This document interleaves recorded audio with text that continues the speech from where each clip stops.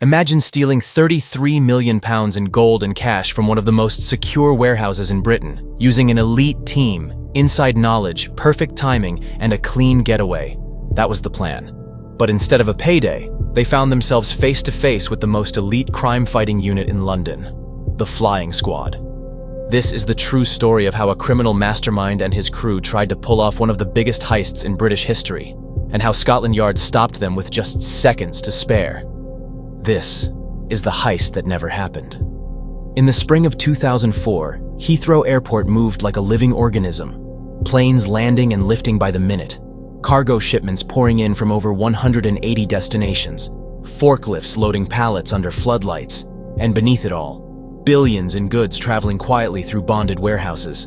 Among those goods, tucked inside coded cargo manifests and sealed crates, was wealth, cash, electronics, high-value metals, diamonds, and gold. And hidden among the blur of workers and flight crews was a gang of 8. They weren't ordinary thieves. They weren't after credit cards or checkbooks. They were after £33 million in gold bullion and cash. They knew the schedule. They knew the target. They had a plan. And it would have worked if not for the Flying Squad. Gold and cash, that's what the gang was after. Early that morning, they raided a cargo warehouse at Heathrow. Knives drawn, voices firm. They came ready to take control. But what they didn't know was that the police were already lying in wait. By the time the robbery started, 7 people had already been arrested. The irony? Neither the robbers nor the police knew about each other until the very last moment. The gang expected a quick strike, a fast getaway. Instead, they hit a wall of steel, because to pull off a job like that, you've got to have balls of steel. Heathrow isn't just an airport. It's a global business hub, one of the world's largest financial centers, the busiest international passenger airport in the world. Over 180 destinations, more than 90 countries, tens of millions of passengers, and hidden beneath it all, the main artery for high-value cargo in the UK. Heathrow is not just for people, it's for money. Massive quantities of goods and cash flow in and out of Heathrow daily, hidden inside the cargo holds of passenger planes. When you sit on a flight, unaware, there's often a fortune stored just beneath your feet. And where there's wealth in motion, there's opportunity for organized crime. Heathrow has always been a magnet for serious criminal activity. Go back to the Brinksmat robbery. It happened at Heathrow. The robbers went in expecting to find cash, but instead found tons of gold bullion. That robbery alone was worth £26 million at the time. Today it would be worth billions. Then, in February 2002, another gang carried out a dramatic armed robbery. This time, they hit a security van on the runway of Heathrow Airport and made off with £4.5 million. It was the first armed robbery ever committed on the Heathrow runway. This wasn't new. It was a pattern. There are insiders, baggage handlers, managers, shift supervisors, and among them, there have always been people willing to breach the system. Heathrow's history is littered with assisted crimes, drug imports, baggage theft, inside jobs. They knew how to bypass security systems. They knew the warehouse layouts. They knew the patrol schedules. It was the perfect hunting ground.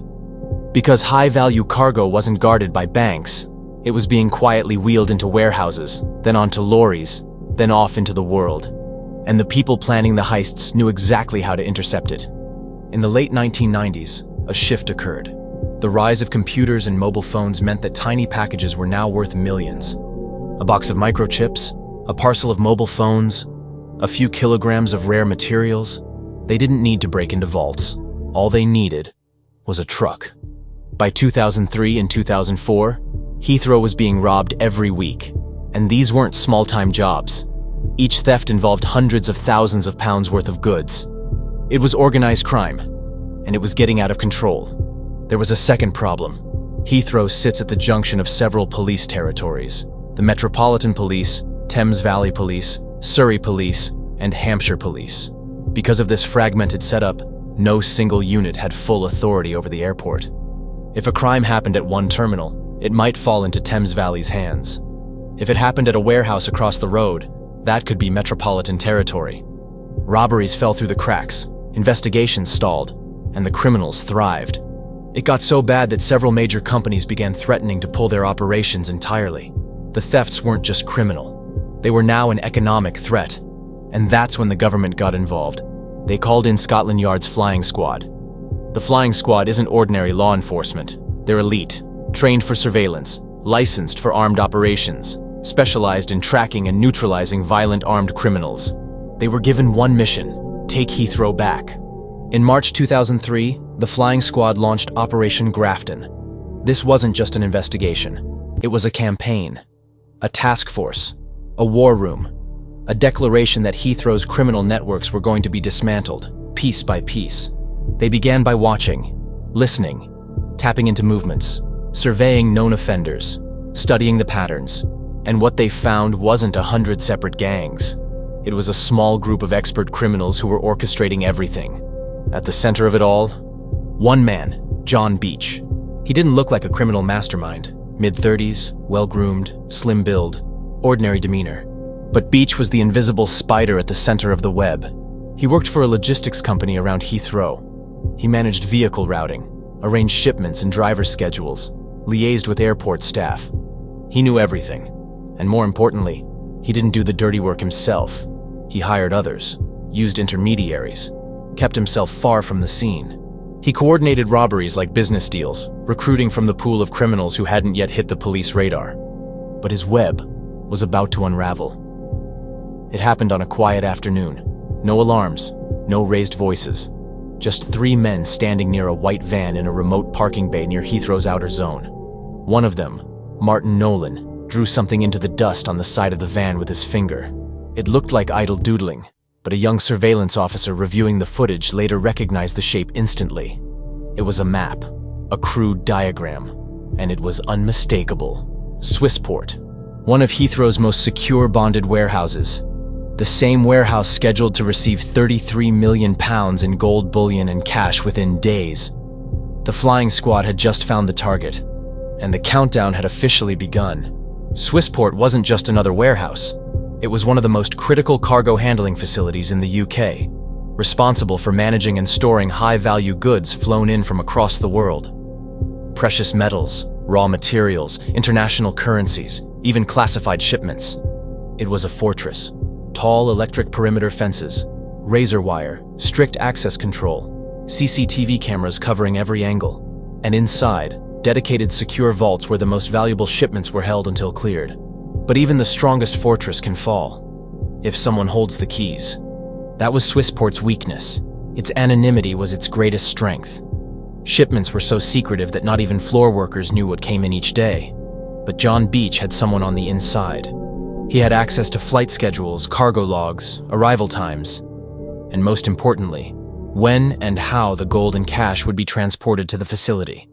The flying squad now had everything: the warehouse, the crew, the timeline. But there was still one problem. They didn't know the exact method of attack, or how many men would be involved. That was the dangerous part. Inside a mobile surveillance HQ stationed just outside Heathrow, Detective Chief Inspector Graham McCafferty assembled his team. On the screens, live feeds from the facility, timelines, known aliases, heat maps of expected movement. 2 options were on the table. Option 1, intervene early. Make arrests before the crew ever got near the gold. Low risk, but limited evidence. Option 2, wait until commitment. Let the robbers begin the crime, then strike for maximum legal impact. They chose the second. They would wait, watch, and only move once the robbery was underway. It was high risk, but if it worked, there would be no escape, and no doubt in court. Swissport was a massive structure, a hangar-sized interior with roller shutter doors at both the front and rear. Most high-value cargo arrived through a side entrance, isolated, direct, and monitored. That's where the gang planned to enter. Shutter Bay 4, minimal foot traffic, shielded from public view. They believed it was their best shot. The flying squad watched closely. They counted minutes, noted every delivery van, tracked every unmarked vehicle within a 500-meter radius. Then, the shipment arrived. 2 separate armored deliveries entered Swissport within 20 minutes of each other. One carrying gold bullion, the other carrying 3.5 tons of hard cash, together worth £33 million. It was the biggest combined consignment Heathrow had processed in months, and the crew knew it. The flying squad now had confirmation. This was it. Surveillance teams tightened their positions. Snipers were deployed to roof access points. Undercover officers posed as cargo workers inside the warehouse. Plainclothes detectives waited in vans just outside the perimeter. Earpieces were tested. Comms cleared. The operation was live. Detective McCafferty gave the final instruction. Wait for commitment. No one moves until they act. And then, they waited. May 2004. The air was still. The kind of stillness that hangs just before a storm. Inside Swissport, everything looked ordinary. Forklifts beeped in the distance. A kettle boiled in the break room. Delivery logs were signed, updated, and filed. But the flying squad knew something was coming. Outside, the trap was set. Inside, undercover officers waited in silence. Around the perimeter, unmarked vans blended into the early morning traffic. At 7:32 a.m., they arrived. 2 vehicles, a white Ford Transit van, the workhorse of Britain's delivery world, and a black BMW, moving slower, more calculated. The BMW was likely used for surveillance or command. The van parked quietly behind stacked pallets near roller shutter bay 4. 3 men emerged, masks on, gloves tightened, tools in hand. One held a bolt cutter, another carried a canvas duffel bag. The third adjusted what looked like a radio earpiece and whispered soft instructions. These weren't amateurs. They moved fast, silent, focused, and they headed straight for Bay 4. Martin Nolan crouched low, inspecting the shutter door. Chris Smith stood back, scanning the area. The third man stayed near the van. This was the moment the flying squad had been waiting for. Nolan reached for the shutter. He began to lift. The bolt cutter came up. Smith leaned forward, ready to step in. Then the command came through the comms. Commitment confirmed. Move. In one swift explosion of motion, the calm shattered. From the shadows, officers charged. Armed police, down, hands in the air. The shout echoed through the yard as dozens of officers swarmed. Nolan turned, startled, reaching inside his jacket, only to be slammed to the ground by a plainclothes officer. Smith bolted, but 2 officers intercepted him before he cleared 5 steps. The third man froze, arms raised, body trembling, his mask still on. Within 90 seconds, it was over. The biggest heist in Heathrow history stopped cold before it could even begin. After the arrests, officers turned their attention to the transit van. Inside, they found hand-drawn floor plans of Swissport's interior, encrypted 2-way radios, empty duffel bags, each labeled by weight, a sawn-off shotgun wrapped in a towel beneath the driver's seat. Fingerprints matched Nolan and Smith. Another set belonged to a third man later identified as part of Beach's wider crew. This wasn't theory anymore. It was real. It was active, and it had just been dismantled. A few hours later, a warrant was executed at a modest semi-detached house in Staines. Inside, John Beach sat calmly at a dining table. He didn't resist. He didn't speak. He was arrested without incident. But inside his home, officers found exactly what they needed. A burner phone, loaded with communication logs and contacts. A laptop, storing flight schedules and cargo manifests. Several bank slips, showing large unexplained deposits. He never wore a mask, never touched the bolt cutter, but the evidence showed this was his operation. He built it, he ran it, and now it had collapsed. News of the takedown spread fast. Journalists caught wind, cameras lined the courthouse steps, headlines blared. Flying squad foils 33 pounds million gold heist. Elite crime unit stops Heathrow robbery at last second. Public reactions ranged from stunned to relieved. Swissport launched a complete security review. Heathrow's logistics network breathed a sigh of relief. Inside Scotland Yard, the operation was quietly deemed a resounding success. No shots fired, no injuries, full arrests, complete evidence, everything. By the book. The sirens were gone, the cameras packed up. But inside the Crown Court, the final chapter of the Heathrow heist was about to be written. The gang didn't get the gold, but now the system was coming for their freedom. It was early 2005. The media had already branded it, the heist that never happened. The courtroom was packed, every seat taken. The weight of the charges was heavy. Conspiracy to commit armed robbery, possession of prohibited weapons, attempted theft of over 33 million pounds. The prosecution came armed with everything. Weeks of surveillance footage, audio recordings, hand-drawn maps, communication logs, testimony from the Supergrass baggage handler, and physical evidence from the van and the warehouse. Piece by piece, they showed the jury how Beach orchestrated it all from behind the scenes. He never wore a mask, never stepped inside. but he was the one pulling every string. Beach's defense tried to paint him as misunderstood, a logistics worker, a guy with the wrong friends, maybe a pawn. But the court didn't buy it. Not with a laptop full of cargo data, not with a burner phone full of calls, not with unexplained bank deposits and surveillance footage connecting him to Nolan. The jury didn't take long. John Beach, guilty on all counts. Then came Nolan and Smith. Martin Nolan, cocky, confident, already on the radar for violent offenses. Chris Smith, quieter, sharper, just as dangerous. There was no point denying it. They were caught in the act. On camera, in motion. Their criminal records told the rest of the story. Both had been building towards something big, and it ended at Swissport's shutter door. They were guilty too. Sentencing day was tense. Victims of previous robberies filled the gallery. Journalists scribbled down every word. News cameras waited on the courthouse steps. Then came the verdict. To Beach, the judge said, "You orchestrated this event with the cold detachment of a financier, gambling on the cracks in our system. But what you gambled with was public trust and national security." John Beach, 18 years in prison. No parole for 12. Martin Nolan, 16 years plus 2 for the weapons charge. Chris Smith, 12 years, with some consideration for cooperating during questioning. 3 others, arrested in follow-up raids, got between 3 and 8 years depending on their roles. The court was clear. This wasn't just a failed robbery. It was a direct attempt to destabilize one of the UK's most secure infrastructures. And back at Heathrow, the aftershock hit fast.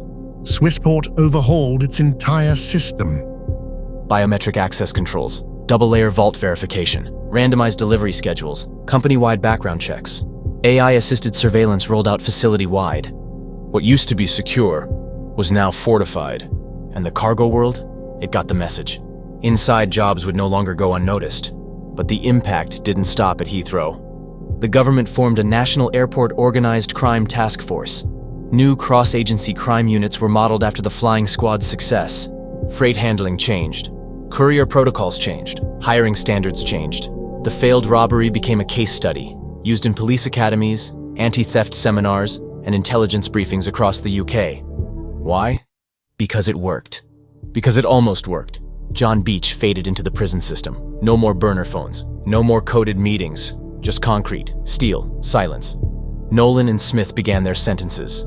Their names forgotten by most, but not by the law. Not by the ones who caught them. What they attempted was bold. But bold doesn't beat prepared. And precision was on the side of the law. Operation Grafton is now remembered as one of the most successful proactive takedowns in British policing history. No casualties, no missing money. Full arrests, total conviction. It wasn't flashy, it wasn't loud. It was just flawless. A masterclass in surveillance, timing, and control. And a reminder, not all great heists end in explosions. Not all criminals wear ski masks for long. And not all victories make the front page. Sometimes, the biggest wins are the ones no one ever saw coming. The next time you walk through an airport, look past the gates, past the luggage carousels, past the polished glass and smiling check-in staff. Because behind the scenes, there's another world. A world of risk. A world of hidden millions. A world where some will stop at nothing to steal what isn't theirs, but thanks to those who refuse to blink. This time, the prize stayed just out of reach. This was the Heathrow Gold Heist, the crime that almost changed history. And this is the criminal dossier. If this story gripped you, don't just watch. Subscribe. Like. Share this episode with someone who still thinks heists are only Hollywood fiction. We'll be back soon with more stories, real cases, real crimes, and the criminals who almost got away. Until next time, stay sharp, stay curious, and remember, in this world, silence is never safe.